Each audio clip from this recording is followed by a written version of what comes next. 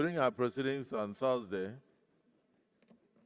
I had cause to refer to the Legislative House's Powers and Privileges Act 2004 and also our standing rules, where it is clearly stated that whenever a member stands up to talk, the other member must sit down and must listen in silence, is the norm, and that you can only speak when you are recognized. I take cognizance of the fact that each and every one of us is still learning. Even those of us that have been in the Senate for 16 years, we are still learning. So we'll do well to continue to learn. But in the course of my talking to one of my distinguished sisters that she should speak whenever she's recognized, I made reference to the fact that we are not in a nightclub where people have to shout above the noise of the music. And the social media went agog. I'm not on social media, but my wife called me that people got angry. They published her number and said people should occupy her. So she used to receive, she received over 2,000 to 3,000 phone calls a day. And then I tried to on one of my phones. I realized it was in the public. In fact, the phone crashed after about 3 hours.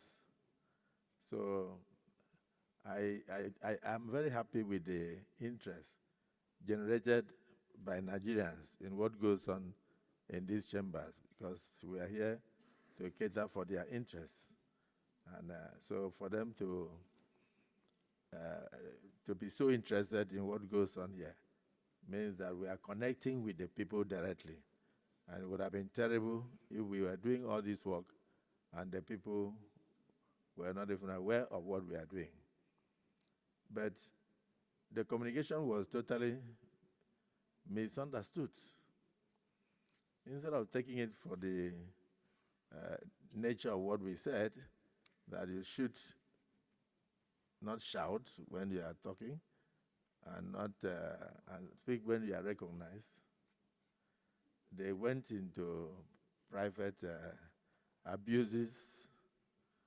I don't want to say what they did to me, because what they did to me, I think I don't merit it. I was telling DSP that it's even the one they should be talking to, because in my tradition, we marry only one wife. So they listed so many wives on social media.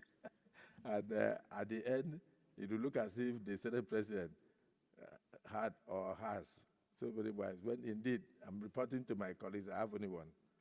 And I'm satisfied with that one. And she's a beautiful and loving woman. I will not intentionally denigrate any woman. I have a wife, I have 4 daughters. And I always pray that God will lift a girl child to the highest zenith in Nigeria, politically and in business. I also want my children to do well. So, distinguished Senator Natasha, I want to apologize to you if you felt offended. If I had mentioned that we are not in the market, they will say I said you are a market woman. If I said that you were not in a nightclub where people shout above the noise of the music, they will say you went to nightclub. If I said you were not in a community meeting in the village, they will say Akpabio says Natasha is a village woman. For me, there is nothing I will say that will not be misunderstood. But the interest generated in the social media, people jumped in, shows that you have a lot of political enemies. It also shows that I do have enemies. All of us here contested elections with people. So whenever those people think that you are being brought down, they will jump up and they will say all sorts of things. I noticed even some of them that could not pass through Senate screenings went into the fray and abused the Senate President, abused you and all that.